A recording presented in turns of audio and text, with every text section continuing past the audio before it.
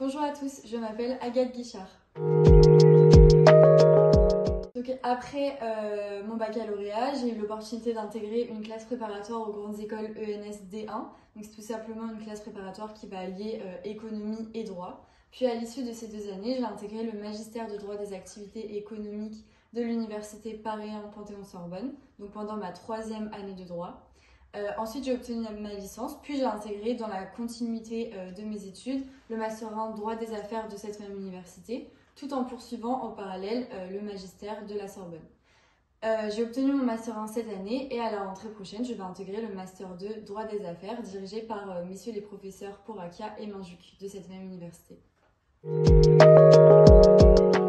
Quand j'ai obtenu mon baccalauréat, c'est posé la question de savoir, donc au moment de Parcoursup, dans quoi est-ce que j'allais poursuivre mes études. J'étais plutôt attirée par tout ce qui était économie, histoire ou français. Donc il a paru assez logique pour moi de poursuivre en études de droit, même si je ne savais pas vraiment ce que je voulais faire. C'est donc pour ça que mes parents m'ont proposé une alternative entre un encadrement et la faculté de droit, qui a été donc la classe préparatoire aux grandes écoles. Et c'est pour ça que j'ai commencé le droit. Après ces 2 années de droit, s'est posé la question de savoir si je voulais continuer, poursuivre mes études plutôt en économie ou en droit. Et finalement, j'ai choisi le droit des affaires. Le magistère, c'est une formation d'excellence au sein d'une université que l'on intègre à l'issue de 2 premières années de droit, donc qu'on intègre en 3e année de droit et qu'on poursuit en M1 puis en M2. Les magistères sont généralement des formations de droit des affaires, beaucoup plus poussées en droit des affaires que les formations classiques d'université, mais il en existe d'autres, notamment à Poitiers en propriété intellectuelle ou à Aix en journalisme. Les avantages de cette formation en réalité sont vraiment multiples puisque le premier avantage que je pourrais citer, c'est tout simplement le fait qu'on est dans une formation beaucoup plus restreinte. Donc nous avons un vrai esprit de promotion. Nous avons l'opportunité notamment de se donner les cours plus facilement entre différentes promotions.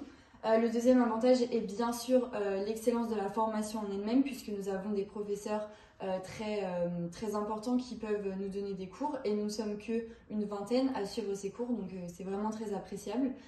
Et également le renom de la formation en elle-même puisque il est vrai que sur un CV, le terme de magistère ne laisse pas les recruteurs forcément indifférents.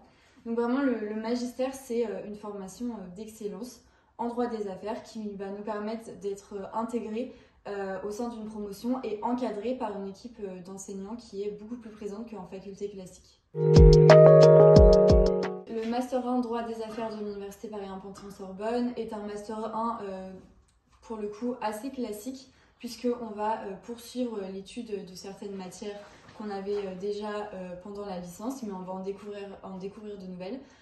Donc les matières qui sont relativement importantes pendant toute cette année de Master 1, on trouve notamment le droit bancaire, également le droit des entreprises en difficulté ou encore le droit financier. Pendant cette première année de Master 1, nous allons obtenir des notes et ces notes vont nous permettre d'intégrer un Master 2 au sein de la mention affaires. Donc la mention affaires de l'université, elle a plusieurs masters. On trouve notamment le Master de droit des affaires et fiscalité en partenariat avec HEC. Le Master 2 de droit des affaires indifférencié, donc qui a changé de direction depuis cette année. Nous trouvons également un Master en droit de la concurrence et après d'autres Masters de droit des affaires qui sont délocalisés, notamment au Maroc ou au Caire. S'agissant de la charge de travail, en réalité, je ne pourrais pas vraiment vous dire quelle est la charge de travail dans le Master 1 classique puisque j'ai suivi un enseignement au sein du magistère où la charge de travail était très importante, notamment pour le premier semestre. On peut quand même sentir un petit gap entre les cours à la licence et les cours pendant le master puisqu'il y a plus de matières, les matières sont beaucoup plus complexes et sont sur un volume beaucoup plus important. Donc on va dire qu'il y a quand même une certaine différence entre la licence classique et le Master 1. Alors j'ai eu l'opportunité de faire différents stages. Mes stages, je les ai commencés à partir de la 2e année de licence. Mais c'est véritablement depuis la licence, depuis ma 3e année de licence que j'ai fait des stages qui ont été sur un volume horaire beaucoup plus important, mais aussi sur un volume de travail beaucoup plus important et qui m'ont vraiment ouvert au monde du travail actuel.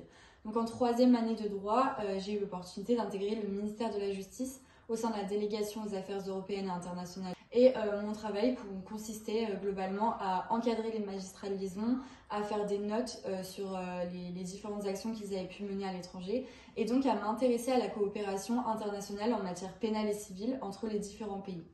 Ça a été extrêmement enrichissant, j'ai pu à cette occasion rencontrer le garde des Sceaux notamment et ça m'avait vraiment permis de comprendre en réalité que tout ce qu'on voyait en droit avait véritablement un impact dans le monde juridique actuel et que c'était pas que de la théorie mais bien de la pratique. Et dans le cadre du Master 1, donc cette année, je suis actuellement en stage au sein des 11e et 32e chambres correctionnelles du tribunal judiciaire de Paris, puisque j'ai pour ambition à terme de devenir avocate en droit pénal des affaires.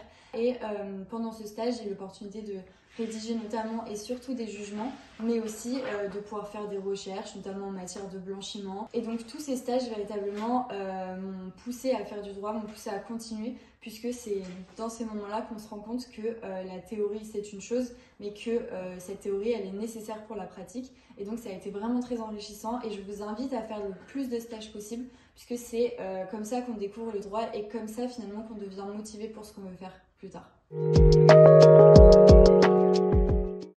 Alors, le plus important en tant qu'étudiant en droit, je pense que dès l'origine, donc dès la L1, c'est de savoir s'organiser. C'est-à-dire se rendre compte déjà de toute la masse qu'il y aura à apprendre à la fin et de ne pas travailler au dernier moment. On a l'impression souvent que les partiels sont très très loin, alors qu'en réalité, cela arrive très très vite. Et donc, c'est vraiment important d'anticiper la façon dont les choses vont se passer. Également, ne pas hésiter à poser des questions à ses chargés de TD. Ou aux enseignants parce que des fois il peut arriver qu'on ait l'impression de comprendre quelque chose et puis après en travaillant on n'arrive pas à comprendre cette chose donc finalement le mieux c'est de poser des questions pour permettre du coup la compréhension le plus tôt possible et pour éviter d'arriver à l'examen en ayant soi-même des questionnements. Un autre conseil que je pourrais vous donner, c'est vraiment d'essayer de se construire un groupe d'amis avec qui travailler, avec qui échanger les cours. Par exemple, quand moi j'étais en prépa, on avait une habitude avec mes camarades, c'était de vraiment faire des calls entre nous pour voir ce qu'on avait compris, pour voir ce qu'on ne comprenait pas. Et cela nous a vraiment permis déjà de nous souder. Et ensuite de pouvoir mieux comprendre les cours. Et la dernière chose, le dernier conseil, ce serait de vraiment prendre du recul.